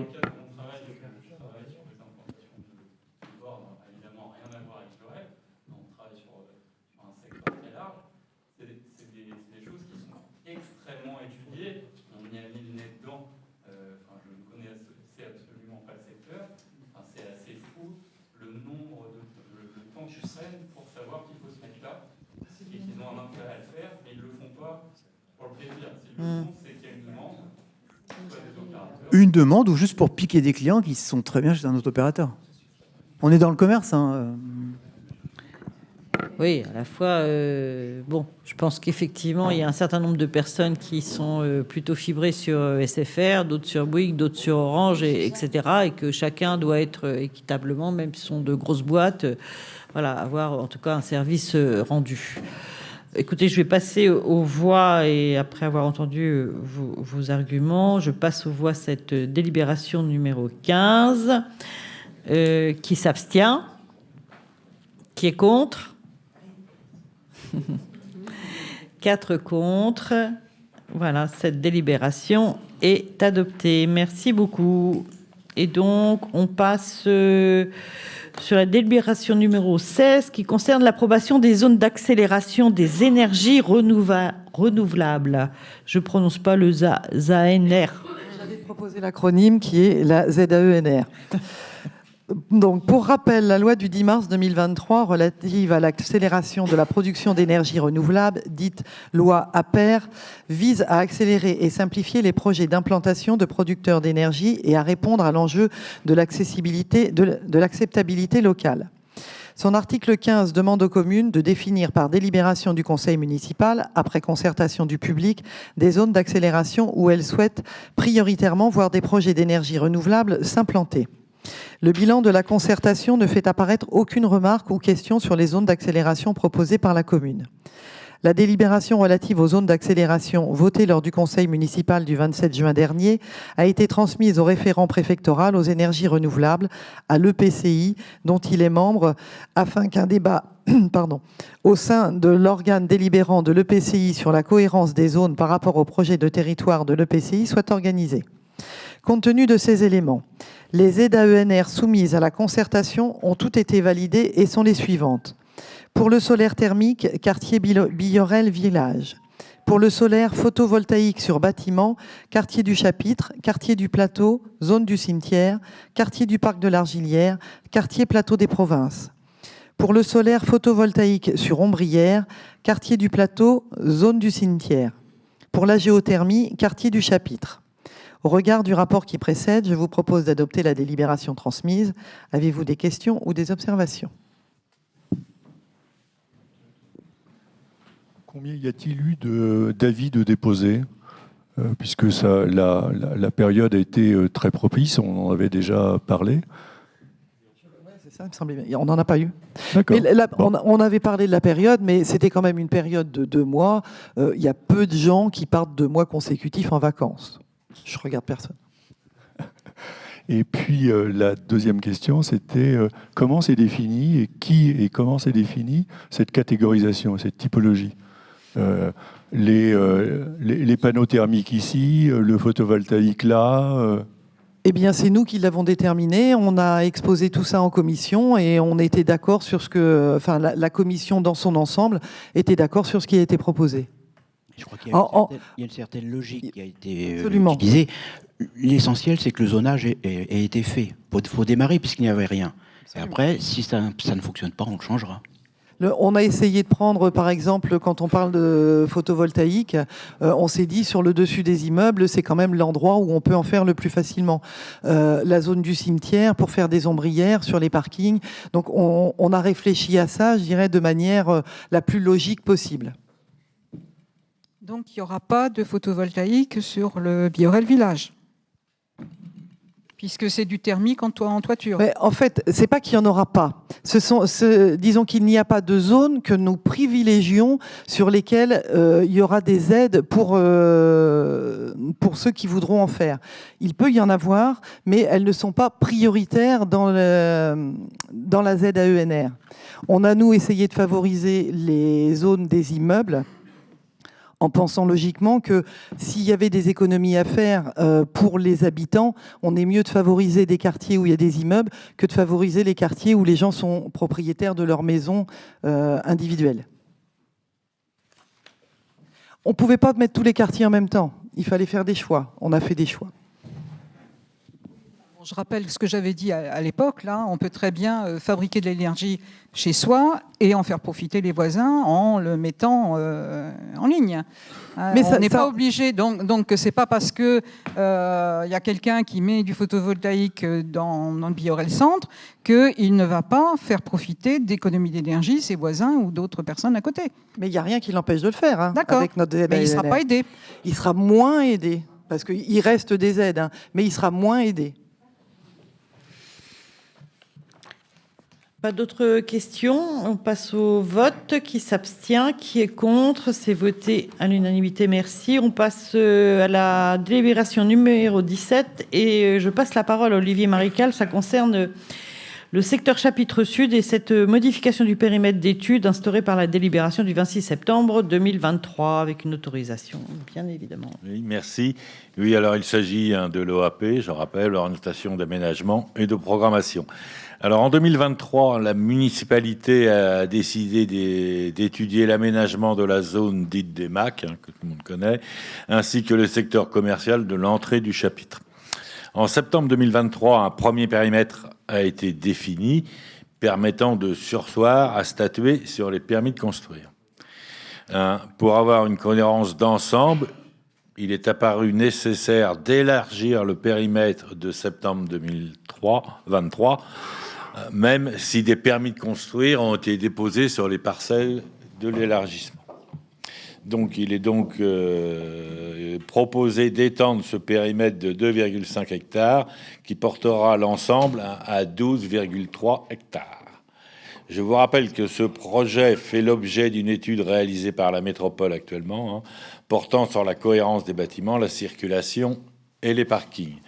Dès que nous aurons un retour de la métropole, je vous rappelle également que nous ferons une réunion publique pour présenter le projet avec la métropole. Voilà. Avez-vous des questions ou des remarques? Monsieur Thomas.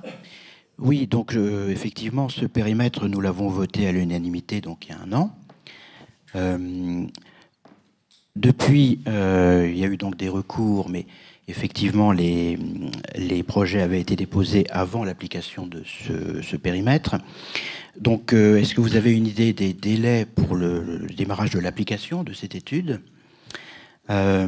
Puisque il est possible qu'il y ait des projets actuels qui soient retoqués. Ils ne pourront pas se reproposer si le périmètre est accepté, puisqu'il est agrandi. Enfin, on propose de l'agrandir ce soir. Donc, il est important d'avoir une idée de ces délais, puisque si c'est dans 1 an qu'on le met en application, les projets pourront être déposés. Donc ça, c'est la première question sur les délais. Sur les recours, parce que on a un projet qui arrive quand même très tard. Je rappelle qu'il est aussi là pour sauvegarder les espaces boisés. Enfin, il est censé être là pour ça. Sauvegarder des espaces boisés dans un endroit où il n'y en a plus, ça devient un peu ubuesque quand même. Bon. Donc on peut regretter qu'il arrive si tard.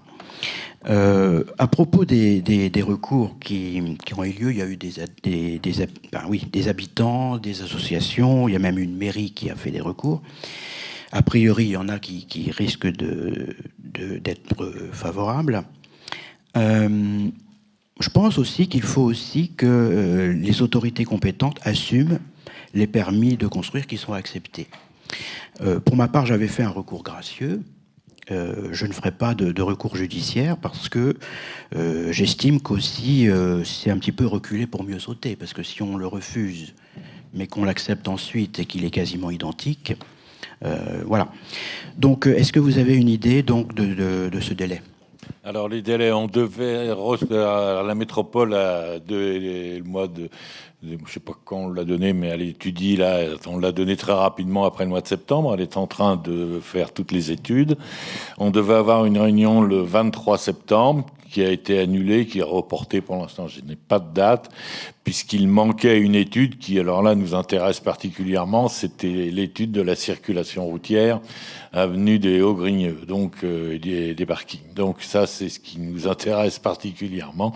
Donc pour l'instant, ça en est là. Mais la métropole s'en occupe. Sitôt qu'on a cette étude, ils nous feront une réunion avec nous pour nous présenter une première ébauche, disons, et après nous nous essaierons, nous, de l'améliorer selon notre avis. Ils nous diront si c'est valable ou pas, puisque je rappelle que ce n'est que de l'orientation et de la programmation.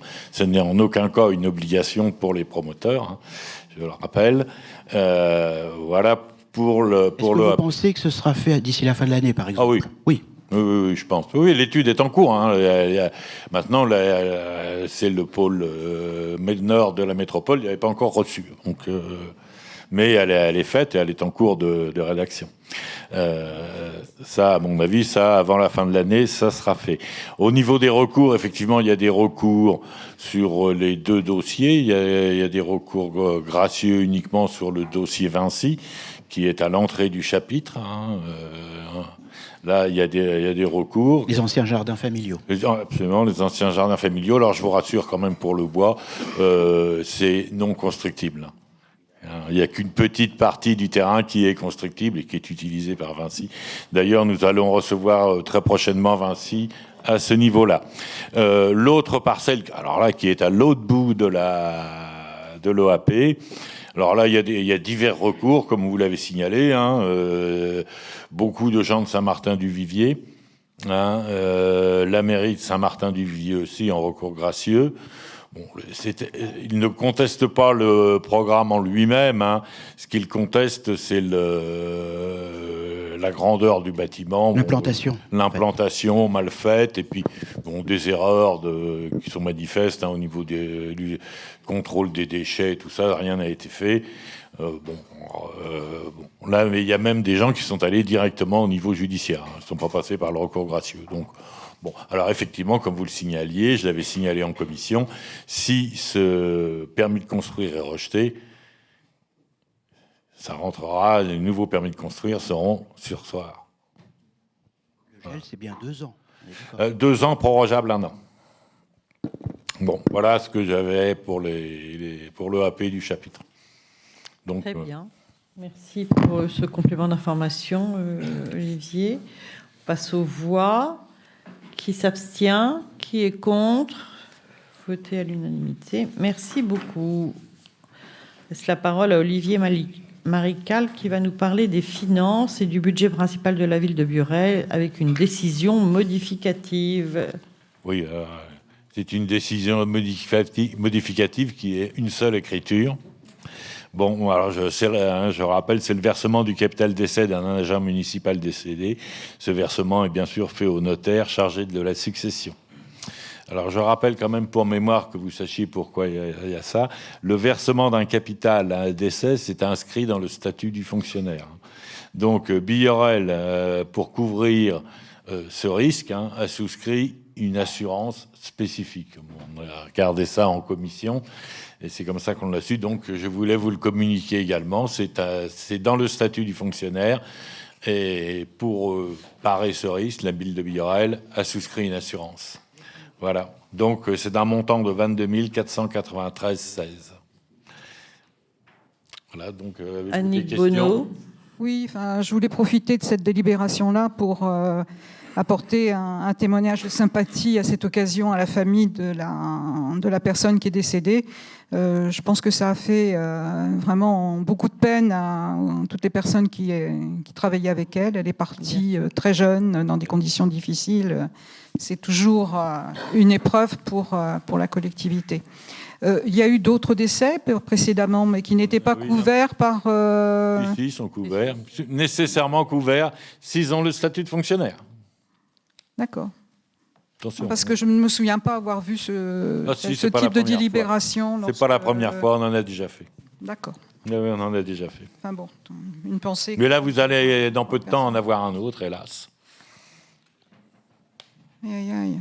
Merci Madame Bonneau, en tout cas, d'avoir eu cette pensée pour notre professionnel, bien évidemment. Beaucoup de personnes ont été touchées par son départ, pour ceux et celles qui la connaissaient. Passer à la délibération numéro 19 qui concerne l'intervention économique garantie d'emprunt Logéo. Olivier Marical, une énième délibération qui passe là. Je dirais, moi je dis revoilà Logéo. C'est au moins la 3e ou 4e fois. Alors, la rédaction de la délibération qui nous est fournie, je vous le rappelle, par le Géo, comportait une erreur sur le bailleur. Ils avaient mis Logéo Prom au lieu de Logéo Sen comme emprunteur. Bon, et il fallait également préciser les lignes du prêt. Ça, c'était les instructions de la Banque des Territoires qui donnent le prêt. Bon, alors j'espère que c'est la dernière fois et qu'elle satisfera là complètement la Banque des Territoires. Bon, avez-vous des questions? Mais c'est toujours sur la même chose. Je crois qu'il ne va pas y en avoir là. Et donc on passe au... Juste une petite chose quand même, ils sont pas malins chez Logéo parce qu'en attendant, ils perçoivent pas les sommes. Les propos. Vous savez, Je sais pas. Ça fait c'est la troisième fois qu'on a au moins. Mais vous savez, Madame Bonneau, les bâtiments, ils sont construits. Les appartements, ils sont livrés. Logéo les a payés et ils sont occupés. Donc, ça veut dire que Logéo a quand même une trésorerie qui lui permet de faire toute l'opération sans avoir besoin du prêt. Voilà. Bon, un détail, mais... Merci beaucoup. Peut-être revenir sur la délibération numéro 18. Il me semble que j'ai omis de vous la faire voter. Donc, qui s'abstient? Qui est contre? Elle est votée à l'unanimité. Merci beaucoup. Et donc, pour la 19, même punition. Qui s'abstient? Qui est contre? Elle est votée à l'unanimité aussi. Merci beaucoup. On passe à la délibération numéro 20. C'est toujours Olivier Marical qui rapporte. Et ça, c'est le reversement de la subvention perçue par la métropole Rouen-Normandie à l'école de musique intercommunale Bois-Guillaume, Biorel, Isnoville. Oui, il s'agit de la subvention, c'est une BBI, c'est une délibération récurrente. Nous avons reçu de la métropole la subvention pour les écoles de musique de 9 620 €. Nous reversons donc à BBI cette somme pour l'exercice 2024. Pour mémoire, je vous rappelle que nous avons versé la subvention 2023, début 2024. Pour mémoire. Bon, alors ça, c'est une convention qu'on a passée, non écrite, qu'on a passée avec les 3 communes. Nous reversons intégralement de cette subvention à l'école de musique, qui d'ailleurs en a bien besoin en ce moment. Voilà. Donc, avez-vous des questions? Qui s'abstient? Qui est contre? C'est voté à l'unanimité. Merci pour BBI. La 21 concerne aussi la subvention exceptionnelle d'équipement qu'on donne à BBI depuis 3 ans avec les 2 autres communes et qui concerne l'investissement d'instruments. Olivier. Oui, c'est ça. Depuis quelques années, nous versons régulièrement une subvention exceptionnelle chaque année d'équipement à BBI pour remplacer des instruments qui, il faut bien le dire, commençaient à vieillir sérieusement.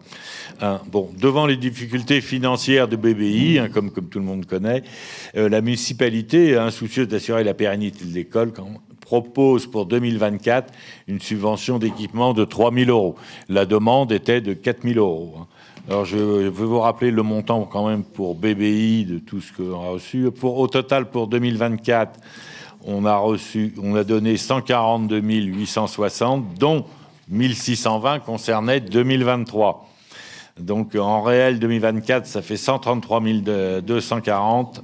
Ça fait une augmentation d'environ 8% par rapport à 2023. Mais ceci est dû aux difficultés financières et à notre volonté que BBI reste une école de musique et ne disparaisse pas. Avez-vous des questions? Alors, je crois que Aude Eragne a d'abord demandé la parole et après Jean-Christophe Châtelain. Oui, merci. En effet, on ne peut que saluer la qualité des prestations de cette école de musique associative, BBI, qui devient notre chère école de musique BBI. Comme vous l'avez souligné, c'est une école qui rencontre des difficultés qui ne sont pas récentes. On est systématiquement en train de voter des subventions exceptionnelles.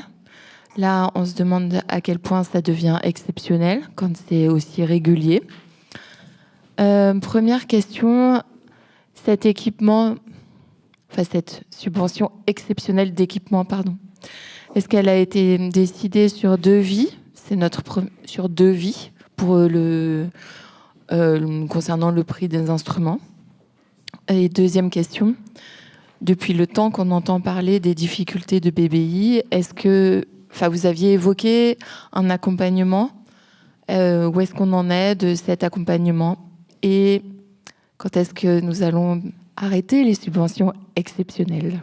Merci. Oui, alors là, je vais laisser la parole à Nathalie, puisque Nathalie assiste au conseil d'administration ainsi que Philippe Jouet de BBI, et je n'ai pas toutes les réponses à vos questions. Alors, après, sur les subventions exceptionnelles, c'est depuis 3 ans, effectivement, et ça concerne le renouvellement des instruments. À la fois, Bois-Guillaume et Isnoville financent aussi. Je crois qu'à cette année, à hauteur de 4 500 € pour Bois-Guillaume et 2 600 € pour Isnoville. Donc, à peu près à hauteur de chaque commune avec leur strate d'habitants.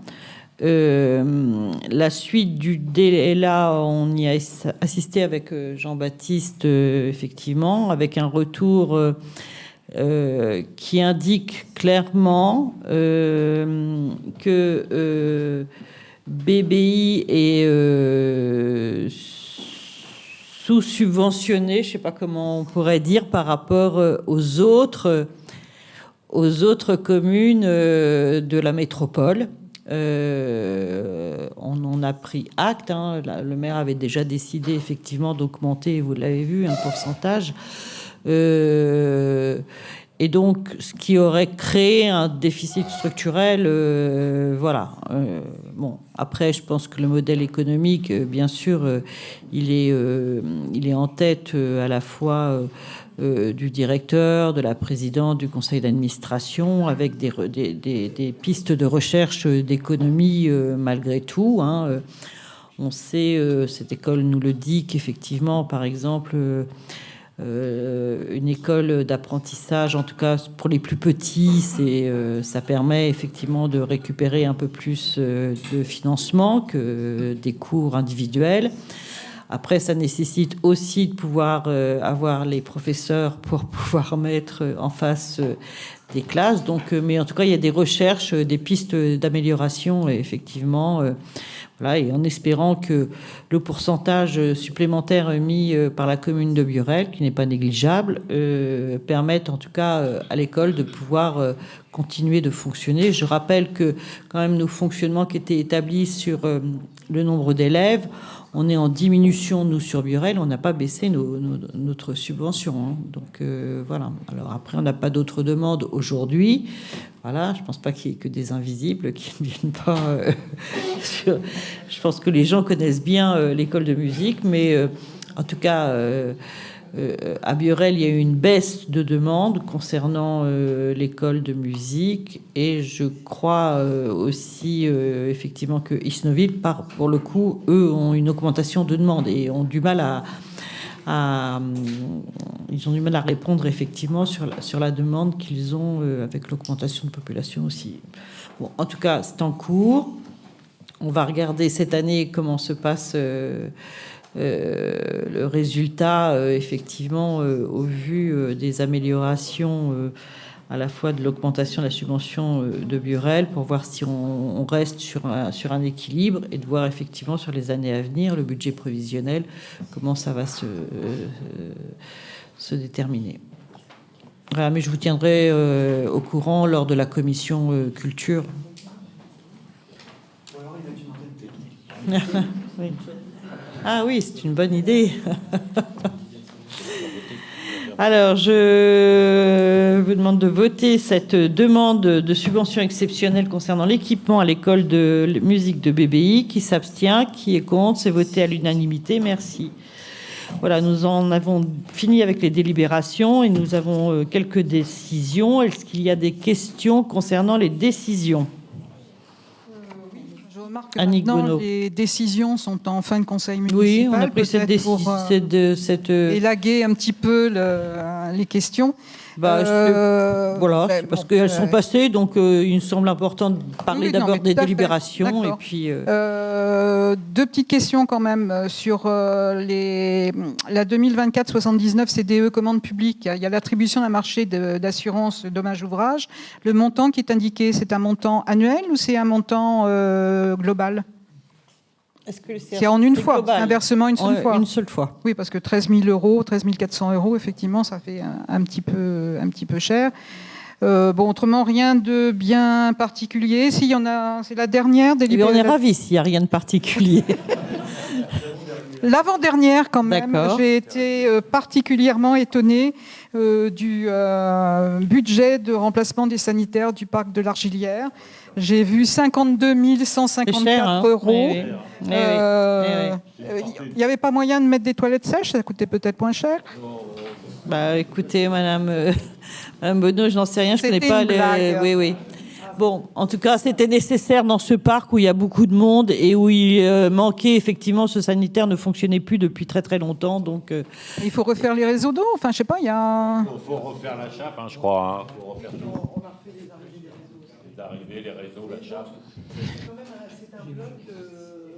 On n'a pas le choix. Non, mais ça surprend un petit peu quand on voit le prix global. J'imagine. Voilà. Est-ce qu'on termine sur les toilettes ou on a une autre question? Non, juste sur la balayeuse, c'est un peu à l'Arlésienne.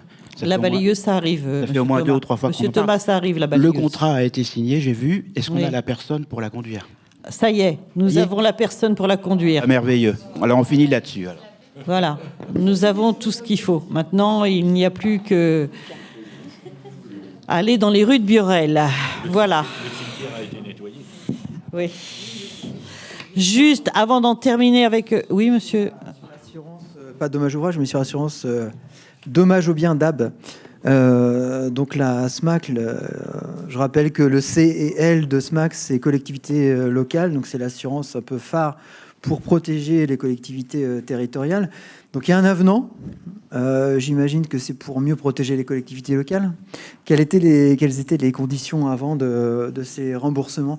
Là, on passe sur les émeutes et mouvements populaires sur des franchises de 20 000 euros par sinistre, avec un franchise minimum de 10% de l'indemnité. Donc je vois que les dernières émeutes ont malheureusement qui ont eu lieu aussi à Biorel, et j'ai une petite pensée encore pour Kennedy, où on a encore un marqueur de ces événements-là. J'espère que les assurances du bar pourront prendre en charge. Mais qu'est-ce qu'il y avait avant cet avenant de 20% de franchise et de minimum 2 millions de remboursements? Est-ce que ça fait partie de la commission d'appel d'offres? Je ne sais pas, je ne me rappelle plus. Ah, d'accord. Donc c'était les conditions générales, et là ils viennent de bien repréciser pour pas avoir... Je voudrais vous dire, pour Kennedy, les travaux ont commencé. Oui. Ça y est, enfin.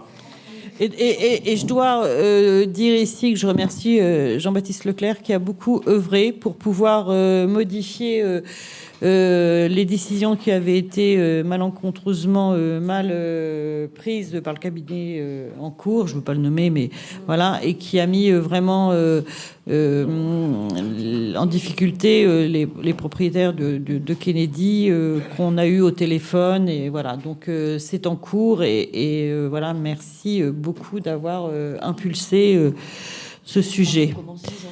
Les travaux ont commencé aujourd'hui, voilà. Et juste avant d'en terminer, voilà, je voudrais saluer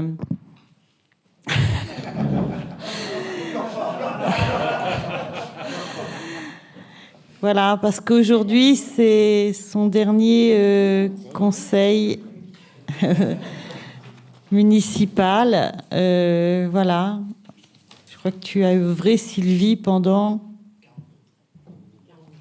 42 ans au sein de notre commune, et je crois que ça s'applaudit.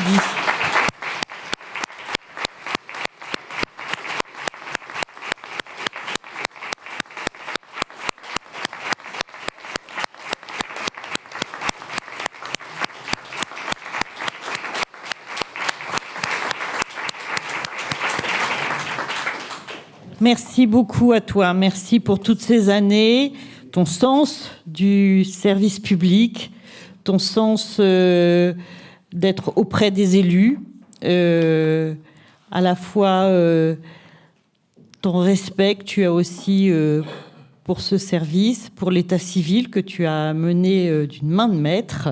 Voilà. Ta rigueur, enfin voilà, tout ce qu'on demande en tout cas à quelqu'un qui travaille au sein d'une mairie. Donc merci beaucoup pour toutes ces années. Et puis je voudrais aussi saluer voilà, le dernier conseil municipal de Jean-Baptiste, puisqu'il va aussi, lui, nous quitter. Je voudrais dire ici, auprès de tout le monde, que j'ai eu plaisir à travailler avec lui, que rien n'est jamais très simple, mais en tout cas, moi, je le remercie pour ce qu'il a fait au sein de cette commune. Il a lancé une dynamique, quelque chose, voilà, ça peut aussi... voilà. Et je trouve que son arrivée aura changé aussi notre commune sur un ensemble de bâtiments, sur un ensemble de ce qu'on peut voir aujourd'hui. Donc, merci beaucoup à toi, Jean-Baptiste. Et puis, on sait que tu vas aller prendre un poste...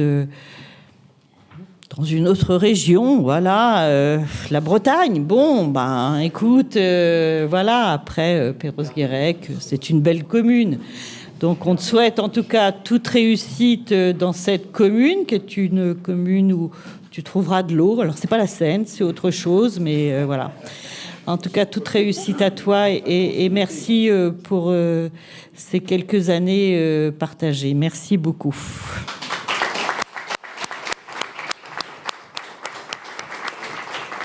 Eh bien, nous en avons fini avec ce conseil municipal. Le prochain sera le 12 décembre. Oui, enfin, bon, faut le noter quand même. Merci beaucoup. Bonne fin de soirée.